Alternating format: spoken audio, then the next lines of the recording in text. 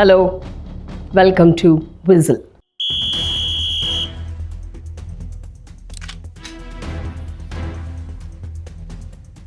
నేను మోనార్క్ను అనేది వైఎస్ జగన్మోహన్ రెడ్డిని దగ్గరగా చూసిన వాళ్ళు చెప్పే మాట. జగన్ తీరు మొదటి నుంచి అంతే. తాను చెప్పిందే వేదం, చేసిందే చట్టం అని జగన్ చెప్తారనేది సన్నిహితుల మాట. ఆయన మాట వినలేదనే ప్రభుత్వ ప్రధాన కార్యదర్శిగా ఉన్న ఎల్వి సుబ్రహ్మణ్యంను తీసేశారనేది సచివాలయంలో బండ్ రోత్ మొదలు అత్యున్నత స్థాయి పదవులు అనుభవించే వారి వరకు తెలుసు. అందుకే ఎవరైనా సరే జగన్ క్యాబిన్కు వెళ్తే ఎదురు ప్రశ్నించడం, మారు మాట్లాడడం జరగదు. అది మంత్రివర్గ సమావేశమైనా, కలెక్టర్ల రివ్యూ అయినా, ప్రెస్ మీట్ అయినా సరే పెట్టింది తిని చెప్పింది రాసుకొని బయటకు రావాల్సిందే. అందుకే తనను ఎవరూ ప్రశ్నించకూడదు అని జగన్ హుకుం జారీ చేయడంతో ముఖ్యమంత్రి అధికారికంగా నిర్వహించే మీడియా సమావేశాలకు కూడా కేవలం సెలెక్టెడ్ రిపోర్టర్లను మాత్రమే అనుమతిస్తారు. వచ్చిన వాళ్ళు ఎవరైనా ప్రశ్న వేస్తే లంచ్ బ్రేక్ ప్లీజ్ అని ఓ సైగ చేసి వెళ్ళిపోతారు తప్ప జవాబు చెప్పేదే లేదంటారు. అందుకే పొలిటికల్ సర్కిల్లో అంతా జగన్ను నియంత అంటారు. 2009 ఎన్నికల్లో తొలిసారి తండ్రి పదవిని అడ్డుపెట్టుకొని కడప పార్లమెంట్ ఎంపీగా గెలిచారు జగన్మోహన్ రెడ్డి. ఆ తర్వాత నుంచి ప్రతి విషయంలో కుటుంబ సభ్యుల అండతోనే సీఎం కుర్చీ ఎక్కారు. వైఎస్ రాజశేఖర రెడ్డి మరణం తర్వాత కుటుంబ సభ్యుల అండతోనే వైసీపీ ప్రారంభించారు. అక్రమాస్తుల కేసులో జగన్ జైలుకు వెళ్ళినప్పుడు పార్టీకి కుటుంబ సభ్యులే అండగా ఉన్నారు. తల్లి విజయలక్ష్మి, చెల్లి షర్మిల పార్టీ కార్యక్రమాలు చూసుకున్నారు. ఉమ్మడి ఆంధ్రప్రదేశ్లో షర్మిల ఏకంగా 3000 కిలోమీటర్ల దూరం పాదయాత్ర చేశారు కూడా. ఇక 2014 ఎన్నికల్లో విశాఖ పార్లమెంట్ నుంచి వైఎస్ విజయలక్ష్మి వైసీపీ తరపున పోటీ చేసి ఓడిపోయారు. ఆ తర్వాత పార్టీ నిర్వహించిన ప్రతి రాజకీయ వేదికపై కూడా ఓవైపు తల్లికి మరోవైపు చెల్లికి ప్రత్యేక కుర్చీలు ఏర్పాటు చేశారు జగన్.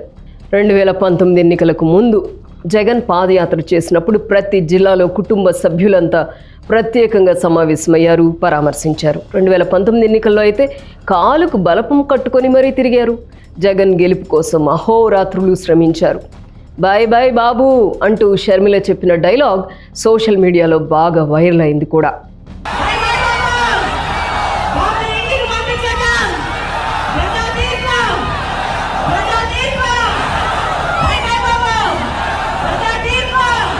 వైసీపీ గెలిచిన తర్వాత తల్లి చెల్లితో కలిసి సీఎంగా ప్రమాణ స్వీకారం చేశారు జగన్. ఆ తర్వాత సీన్ పూర్తిగా రివర్స్ అయింది. అన్నా చెల్లెళ్ల మధ్య ఆస్తి వివాదాలు తలెత్తాయి. రాజకీయంగా జగన్కు అండగా ఉన్న తల్లి చెల్లి దూరమయ్యారు. పైగా జగన్ పైనే షర్మిల విమర్శలు చేశారు. తల్లి విజయలక్ష్మి కూడా తన మద్దతు జగన్కు లేదని పరోక్షంగా చెప్పేశారు. మరోవైపు సొంత బాబాయ్ కుమార్తె డాక్టర్ వైఎస్ సునీత కూడా టార్గెట్ జగన్ అన్నట్లుగా ఆరోపణలు చేస్తున్నారు. దీంతో తనకు కుటుంబం అండ లేదని జగన్ తెలుసుకున్నారు. తన వల్లే 2019 ఎన్నికల్లో వైసీపీ గెలిచిందని భావించిన జగన్కు 2024 ఎన్నిక ఫలితం షాక్ ఇచ్చింది. అటు కుటుంబ సభ్యులు దూరం అవడం, ఇటు అధికారం కోల్పోవడంతో తనకు అండగా ఎవరున్నారా అనే వేటలో జగన్ ఉన్నట్లు తెలుస్తోంది. ఏ రాజకీయ పార్టీకైనా కార్యకర్తలే బలం. తెలుగుదేశం పార్టీకి తొలి నుంచి అండగా నిలిచింది కార్యకర్తలే. అందుకే పార్టీ స్థాపించినప్పుడే సమాజమే దేవాలయం, ప్రజలే నా దేవుళ్ళు అనే స్లోగన్తోనే ఎన్నికలకు వెళ్లారు నందమూరి తారక రామారావు. అప్పటి నుంచి ఇప్పటి వరకు అదే మాటను టీడీపీ అనుసరిస్తోంది. కార్యకర్తకు చిన్న ఇబ్బంది వచ్చినా సరే అధినేత చంద్రబాబు స్వయంగా స్పందిస్తారు. కానీ జగన్ మాత్రం ఇందుకు పూర్తి భిన్నంగా వ్యవహరించారు. పాదయాత్ర చేస్తున్నప్పుడు ముద్దులు, సెల్ఫీలు, భుజం మీద చేతులతో దగ్గరకు తీసుకున్నారు. కానీ గెలిచిన తర్వాత నుంచి పరదాల మాటునే నడిచారు. తాడేపల్లి ప్యాలెస్లోకి సామాన్యులకు కాదు కదా, ఎమ్మెల్యేలకు మంత్రులకే అనుమతి లేదు. దీంతో జగన్ తీరుపై పార్టీ నేతలే విమర్శలు చేశారు. వైసీపీలో ఉన్న నేతలు, కార్యకర్తల్లో చాలామంది వైఎస్ఆర్ అభిమానులే. తండ్రి పేరు చెప్పే జగన్ అధికారంలోకి వచ్చారు. ఆ తర్వాత ఆయన ఫోటో తీసేసి అన్ని పథకాలకు తన పేరు పెట్టుకున్నారు కూడా. ఎన్నికల్లో ఘోర పరాజయం తర్వాత అసలు విషయం తెలిసినట్లుంది. అందుకే మళ్ళీ కార్యకర్తలను తెర మీదకు తీసుకొస్తున్నారు జగన్. 2019 ఎన్నికల్లో జగన్ గెలుపు కోసం కష్టపడిన వాళ్ళని ఇప్పుడు మళ్ళీ తెరపైకి తీసుకొస్తున్నారు. కార్యకర్తల చేత, కార్యకర్తల కోసం, కార్యకర్తల వల్ల అంటూ కొత్త పాట పాడేందుకు జగన్ సిద్ధమైనట్లు తెలుస్తోంది. కార్యకర్తలకే ఎక్కువ ప్రాధాన్యత ఇవ్వాలని జగన్ భావిస్తున్నట్లుగా తెలుస్తోంది.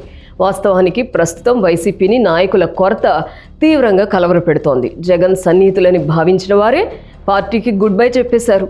ఉన్నవాళ్ళు కూడా కేసుల భయంతో బయటకు రావడం లేదు.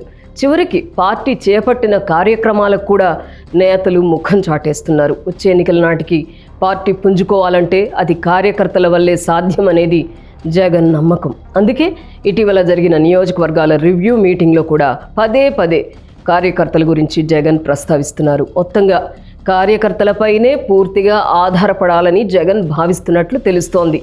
అలాగే పార్టీని వీడిన నేతలను తిరిగి చేర్చుకునేందుకు కూడా జగన్ రెడీ అంటున్నట్లు తెలుస్తోంది. మరి జగన్ ప్లాన్ వర్కౌట్ అవుతుందా లేదా వేచి చూద్దాం.